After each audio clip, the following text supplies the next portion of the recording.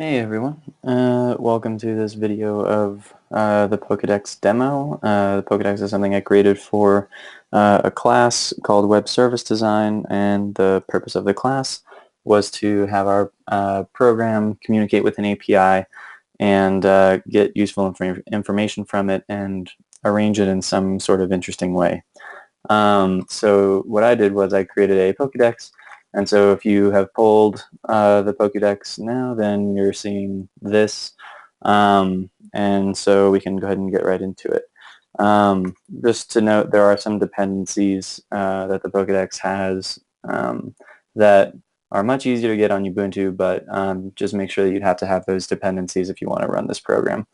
And so this is what the interior of the program looks like. And so let's look at kind of just the first interesting file. We're just going to look at the Pokedex class that I created. So Pokedex.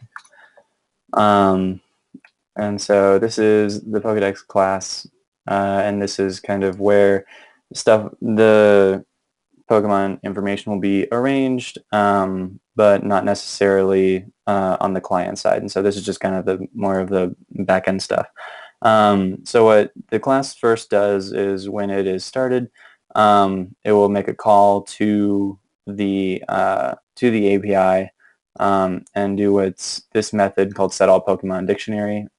So this is the all Pokemon dictionary, and it will make the call to the API to set every Pokemon's name as the key value in the dictionary. As the key in the dictionary, and then their ID as the value in the dictionary. So now we have all of the Pokemon and their respective IDs in a dictionary, and so this will hopefully reduce latency a lot throughout the program. This is a method called SeeAllPokemon, which just returns a list of all of the Pokemon in the dictionary along with their IDs. Let's see, these are just kind of the HTML builders that we're seeing here. Let's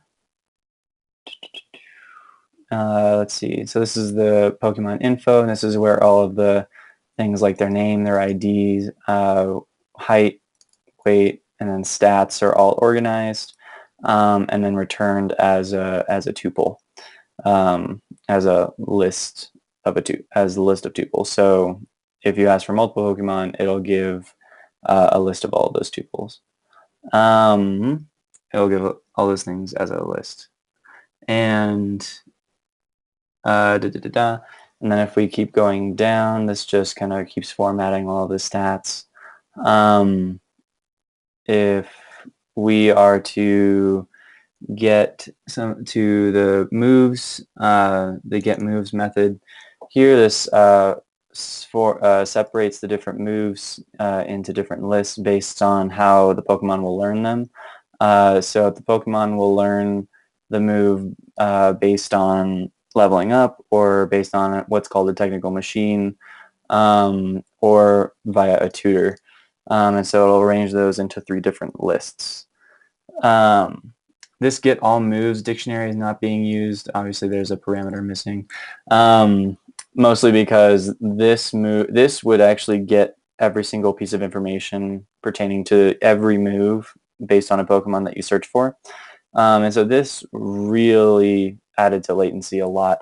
So I took that out for now because I didn't have time to arrange looking at a specific move, based on the user's preference.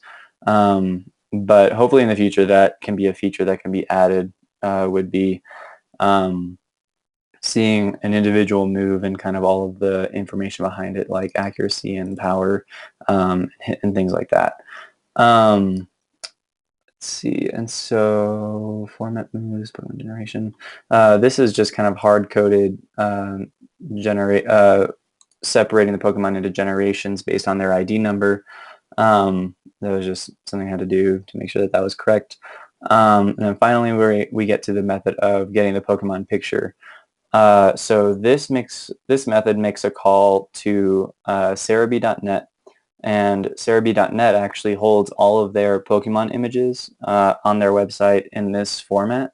And so this Pokemon ID formatted just formats the ID so that there are zeros in front of it, because that's just the way that their URL system works. And so, this, when we search for a Pokemon specifically, that method will be able to get us the Pokemon picture, which would be pretty cool. So let's look at the menu, which is kind of what we're actually going to be looking at on the client side. So this is all that's really happening on the menu side. On the client side, this is all the user really sees and can do, which is nice, to kind of restrict what the user can do, since the function, since there isn't as much functionality with this program yet, but just has some if elif statements based on what the user presses to determine what action will be done. So let's go ahead and look at what that will be like if we run this program. So when we run our program, we get the welcome message, then press the corresponding key based on the action you want to perform. So if we press A, it doesn't look pretty. We get a list of tuples of all of the Pokemon in the dictionary. However, this format, at least a list of tuples, presents us to kind of do anything we want with this information. And so just kind of having this structure built in will make adding nice functionality easier afterward. So while this doesn't look pretty right now, it can lay the groundwork for looking pretty later. And then so let's go to the main meat of the Pokedex application. So let's try and search for a Pokemon. One feature that I actually added into this program was kind of an autocomplete feature, but not, kind of like a prediction feature. So if you type in an incomplete name and it doesn't recognize this in any of the Pokemon, then it'll actually return a list of possibilities. And so if I just type in Veno, then you'd see there are two possibilities that it could be. It could be either Venonat or Venomoth. And so it just suggests these as possible ones that you might have been searching for. And so if you were, you can say, oh yeah, I was, and search, and then you can type the rest of the name out. However, so that's what happens if there are multiple results. So let's try this again, and let's just say I'm looking for a Pokemon called Chandelure, and I don't remember how to spell it completely, just like with Venomoth. Then I can type it in, and if it is unique enough, if I type in Shand and it's unique enough, then if the length of the list is just 1, then it'll ask if you meant that one Pokemon that's in the list. And so if it was, which it was in our case, we'll press yes, and it'll automatically search up that Pokemon, and it'll give us the image of that Pokemon, which is pretty cool. And so that image, again, is directly retrieved from Cerebi.net, and it's in the XY version, so it looks kind of 3D-ish. It's the image, it's the sprite that they made for the XY Pokemon XY games.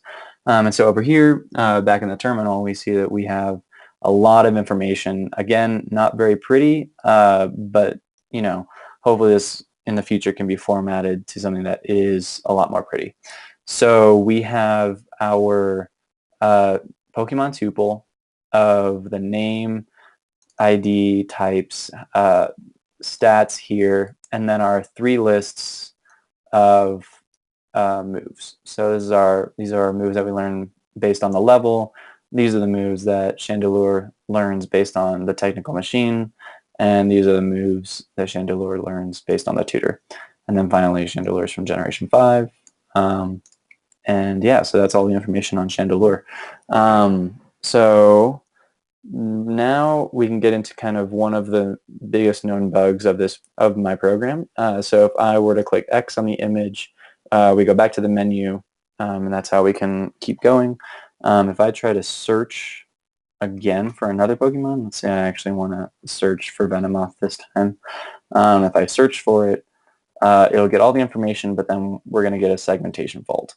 And that's just from loading the image. So I haven't had time to look into that or really why it happens or ways to fix it. I ran out of time for that within the class as well.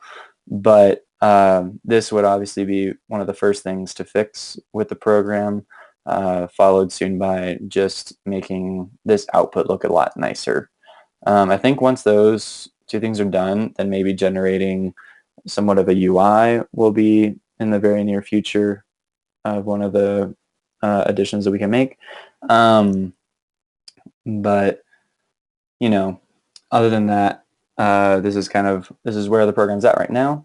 But if you want to pull it, or if you have pulled it and you're wanting to contribute to it, that's great. But thank you for watching the video anyway, and so that is my Pokedex program. See you next time.